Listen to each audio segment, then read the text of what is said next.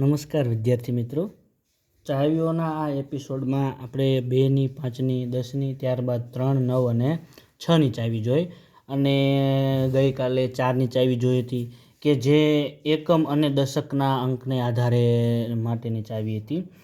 4ની ચાવી હતી કે આપેલી સંખ્યાના એકમ અને દશકના અંકોથી બનતી સંખ્યા 4નો અવયવી હોય તો આપેલી સંખ્યાને 4 વડે નિશેષ ભાગી શકાય. 4ના અવયવી જોયા હતા, થોડીક સંખ્યા પણ લીધી હતી કે 4ના અવયવીમાં હોય તો 4ની ચાવી લાગે, બાકી 4ના અવયવીમાં ન હોય તો 4ની ચાવી લાગે નહીં.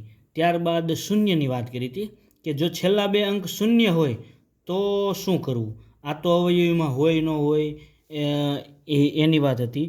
તો જો છેલ્લા બે અંક શૂન્ય હોય તો 4ની ચાવી લાગે જ છે, બરાબર. આજે આપણે મિત્રો 8ની ચાવી જોઈશું કે જે 4ના ચાવી જેવી જ છે.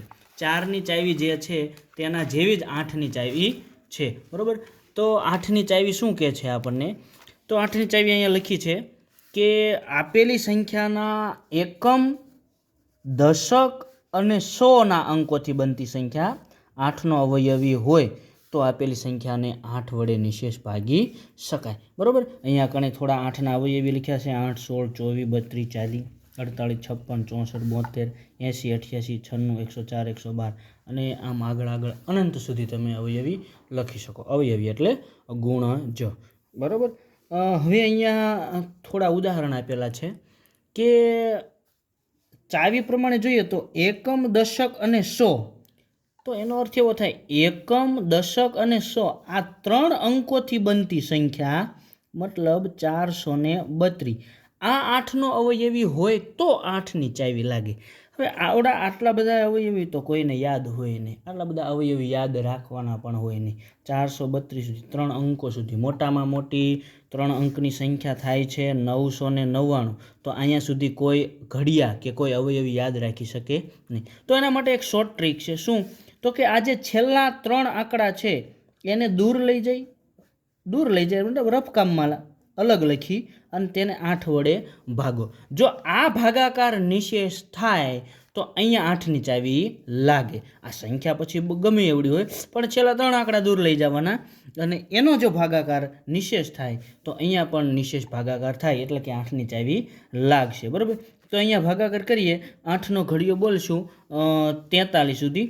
તો 8 1 8, 8 2 16, 8 3 24, 8 4 32 અને 8 5 40 ભાગ હાલશે. 8 5 40, 3માંથી 0 જાય તો 3 અને 4માં 4 જાય તો 0, ઉપરથી ઉતાર્યો બગડો અને 8 4 32 અને શેષ વધી 0 0. અહીંયા શેષ 0 0 વધી એનો મતલબ આ ભાગાકાર નિશેષ થયો. હવે નિશેષ ભાગાકાર થયો, આ નિશેષ ભાગાકાર થયો, તેથી અહીંયા કણે 8ની ચાવી લાગે એટલે કે 8 વડે નિશેષ ભાગી શકાય, બરાબર. આ જે સંખ્યા છે આખી 87,432 તેને 8 વડે નિશેષ ભાગી શકાશે, બરાબર. ચલો મિત્રો, કાલે જે શૂન્યની વાત કરી હતી તેમ અહીંયા એક ઉદાહરણ લખ્યું છે. એકમ, દશક અને 100 આ ત્રણેય અંકોમાં 0 0 0 આપેલા છે, 3 શૂન્ય આપ્યા. તો કાલ જેમ 4માં 2 શૂન્ય હોય અને 4ની ચાવી લાગતી, તો એમ અહીંયા 3 જો શૂન્ય આપેલા હોય તો 8ની ચાવી લાગે અને લાગે જ તે, બરાબર. ચલો મિત્રો, આ સંખ્યાને 8ની ચાવી લાગે કે નહીં તે કોમેન્ટ કરજો. અને જો આ વિડીયોમાંથી તમને કંઈક નવું શીખવા મળ્યું હોય તો આ વિડીયોને તમારા મિત્રો સુધી શેર કરો, અમારી ચેનલને સબસ્ક્રાઈબ કરો અને વિડીયોને લાઈક કરો.